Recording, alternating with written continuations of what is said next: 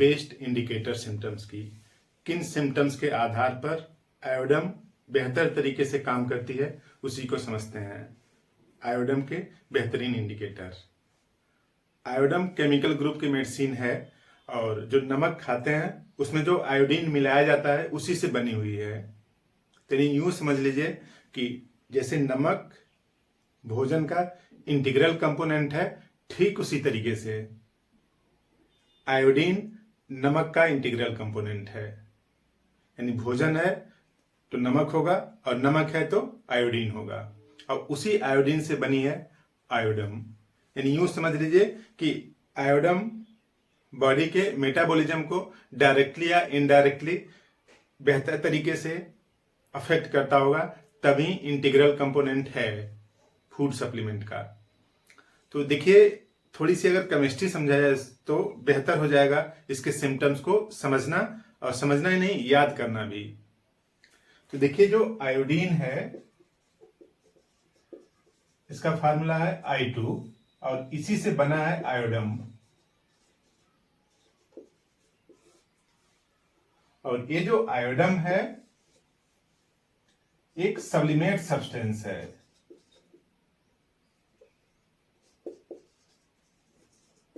Sublimate substance. तो sublimation क्या होता है? एक ऐसी प्रक्रिया है जिसमें कि सॉलिड डायरेक्टली कन्वर्ट हो जाता है गैस में हीट करने से। सब्लिमेशन एक ऐसा प्रोसेस है जिसमें कि सॉलिड डायरेक्टली कन्वर्ट हो जाता है गैस में हीट करने से, और उसी को जब ठंडा करेंगे तो वापस आ जाएगा, कूल करेंगे तो फिर वापस सॉलिड बना लेता है। तो इस प्रक्रिया को बोलते हैं सब्लिमेशन।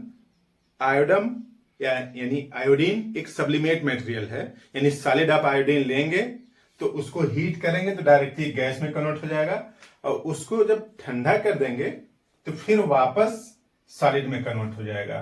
तो ये नेचर जुड़ा हुआ है किसके साथ? आयोडीन के साथ। तो यही समझ लीजिए कि ये जो आयोडीन है इसको हीट करने से सॉलिड डायरेक्टली कन्वर्ट होता है गैस में। और जो आयोडीन का जो पेशेंट है उसका नेचर कैसा है? हॉट है, यानी गर्मी से उसकी दिक्कतें बढ़ती हैं। तो गर्मी से दिक्कतें बढ़ती इसलिए हैं कि बॉडी के जो कंपोनेंट हैं जो सॉलिड फॉर्म में हैं वो कन्वर्ट होने लगते हैं गैस में। तो बेहतरीन इंडिकेटर है कि जो कुछ भी खाता है फूड सप्लीमेंट वो कन्वर्ट हो जाता है गैस में, और डकार सुबह से लेकर के रात तक आती रहती है। यानी इरेक्टेशन मॉर्निंग से लेकर के नाइट तक लगातार गैस बनते रहना है, जैसे कालिकार्प में बनता है और लाइकोपोडियम में बनता है। तो यहां भी इसी तरीके से है कि सब्लिमेशन होने की वजह से है, हार्ट पेशेंट है, यानी इसकी पूरी दिक्कतें बढ़ती होंगी। पूरी दिक्कत बढ़ती है गर्मी से, ठंडी से इसको थोड़ा सा आराम रहता है। और अब सीधी सी बात है कि देखिए गैस से कन्वर्ट हो जा रहा है, तो अब गैस जो है ज्यादा स्पेस ऑक्यूपाई करता है सॉलिड के तुलना में। तो जहां पे भी गैस बनती होगी वहां के जो टिश्यू होते होंगे वो क्या हो जाते होंगे? हार्ड हो जाते होंगे, कठोर हो जाते होंगे। क्योंकि जैसे ट्यूब में हवा भर दीजिए तो ट्यूब कैसा हो जाता है? हार्ड हो जाता है, टायर को भी हार्ड कर देता है। तो यूं समझ लीजिए कि सॉलिड डायरेक्टली कन्वर्ट हो रहा है गैस में। तो बॉडी के जो ग्लैंडुलर टिश्यू है, जहां पे ग्लैंड है वहां पे हार्डनेस है, हार्ड हो जा रहे हैं। जितने भी ग्लैंडुलर टिश्यू हैं वो सब हार्डनेस है। और हार्डनेस दो तरीके की हो सकती है। एक हार्डनेस इस तरह से होगी कि उसकी साइज बढ़े, और एक हार्डनेस इस वजह से होती है कि संख्या बढ़े, नंबर बढ़ जाए, नंबर ऑफ सेल। जैसे मान लीजिए इतना छोटा सा कोई एक सेल है, या यूं समझिए टिश्यू है, और इसमें 3 सेल हैं इस तरह से। अब अगर ये 3 सेल डिवाइड होकर 9 सेल बना लें तब साइज बढ़ जाएगी। तो इस तरह का आयोडीन में नहीं है। यानी आयोडीन में ऐसा नहीं कि सेल की संख्या नहीं बढ़ती, सेल की सिर्फ क्या बनती है? साइज बढ़ती है। और साइज बढ़ने में तो देखिए सेल वही 3 है, लेकिन उनकी साइज क्या हो गई? बढ़ गई है। तो इसको बोलते हैं हाइपरट्रॉफी। हाइपरट्रॉफी मींस संख्या नहीं बढ़ी है, सिर्फ सेल की साइज बढ़ी है। तो सेल की साइज बढ़ गई है ऐसे। तो अगर ऐसा डिवीजन हुआ है और उस वजह से हार्डनेस आई है किसी भी ग्लैंड में, तब आयोडम काम नहीं करेगा। आयोडम तब काम करेगा जब सेल की संख्या वही है लेकिन उसकी साइज क्या हो गई है, बढ़ गई है। इसी प्रक्रिया को क्या बोलते हैं, हाइपरट्रॉफी। यानी हाइपरट्रॉफी चाहे मेमोरी ग्लैंड का हो, चाहे टेस्टिस का हो, चाहे यूट्रस का हो, थायराइड यानी यहाँ पे जो ग्वाइटर है उसका हो, किसी भी ग्लैंड में अगर हाइपरट्रॉफी हो रही है तब सेल की साइज बढ़ने की वजह से वहां पे टिश्यू में क्या आ जाएगा, हार्डनेस आ जाएगा। तो इसी को एक साथ बोलते हैं स्क्रोफुलरस डायथेसिस। यानी उसके अंदर ये टेंडेंसी है कि सेल की संख्या न बढ़े, सेल की साइज बढ़ जाने की वजह से ग्लैंडुलर टिश्यू में हार्डनेस आ जा रही है। तो अगर इन दो बातों को अगर आप समझ लें कि सॉलिड डायरेक्टली कन्वर्ट हो रहा है गैस में हीट होने से, यानी ये जो आयोडम का पेशेंट है वो हार्ट पेशेंट है, यानी इसकी सारी दिक्कतें गर्मी से बढ़ती होंगी। और डायथेसिस कैसा है, स्क्रोफ्लोरस डायथेसिस है, यानी सेल का आकार बढ़ जा रहा है, यानी उसके अंदर हवा सी भर जा रही है। जब हवा सी भर जा रही है तो वो टिश्यू कैसा हो जाएगा, हार्ड हो जाएगा। और इस तरह से डकार भी आती रहती है, और डकार भी आती रहती है, यानी जो भी फूड सप्लीमेंट वो ले रहा है सॉलिड डायरेक्टली कन्वर्ट हो रहा है गैस में, तो बॉडी उसकी क्या होगी, कमजोर होगी, दुबला पतला होगा। इस तरह से लीन थिन बॉडी होगी। खा अच्छे से रहा है, खा इसलिए ज्यादा रहा है, ज्यादा खाने की टेंडेंसी है, हमेशा भूखा रहता है। आयोडम भूखा इसलिए रहता है कि जो कुछ भी है वो सब गैस में कन्वर्ट हो जाता है, तो बॉडी को भी कुछ तो चाहिए। यानी यूं समझ लीजिए कि पानी में से टंकी में से लीकेज हो रहा है पानी का, तो उसमें तेजी से और ज्यादा पानी भरना पड़ेगा। तो इस बॉडी में ज्यादा फूड सप्लीमेंट आने चाहिए, क्योंकि अधिकतर को किसमें कन्वर्ट होना है, गैस में, कुछ को बॉडी में लगेगा। इसीलिए कुछ लोग बोलते हैं कि हम खाते हैं, खाने के बावजूद शरीर बन नहीं रही है, तो एक लक्षण है आयोडम का। और कमजोरी इतनी ज्यादा है, वीकनेस है, कि थोड़ा सा काम करने से, एक्सर्शन करने से, मेहनत करने से सांस फूलने लगती है, सीढ़ी चढ़ने से। महिलाओं में खासतौर से जब पीरियड हो रहा है तो ब्लड लॉस हो रहा है, तो कमजोरी और ज्यादा इंटेंस हो जाती है।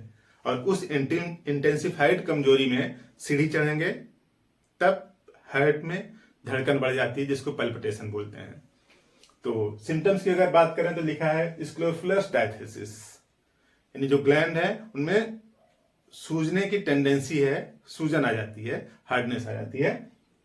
Suffer from hunger, must eat every few hours at losing flesh all time. खाता खूब है, शरीर में कुछ लग नहीं रहा, और स्टूल भी खूब पास करता है। उसके साथ साथ गैस बनती है, तो पेट फूला रहता है, तो जाता है थोड़ा सा स्टूल पास होगा, फिर थोड़ी देर बाद फिर इस तरह से कई बार स्टूल पास होता है। तो इस तरह से खा अच्छा रहा है, उसके बावजूद शरीर नहीं बन रही है, क्योंकि गैस में कन्वर्ट हो जा रहा है। और ग्रेट वीकनेस, भाई अब जब आप खाएंगे, जो कुछ भी फूड सप्लीमेंट खा रहे हैं वो शरीर में लग ही नहीं रहा है, तो कमजोरी तो होगी। And loss of breath on going up stairs, सीढ़ी पे चढ़ रहे हैं तो सांस फूलने लगती है।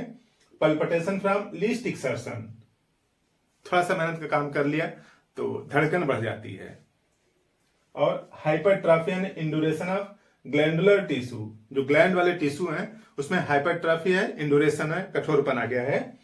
कहां कहां की हो सकती है, थायराइड हो सकता है, महिलाओं में ब्रेस्ट हो सकता है, mammary gland, ovary, testis, uterus, prostate, इन सब की हाइपरट्रॉफी है।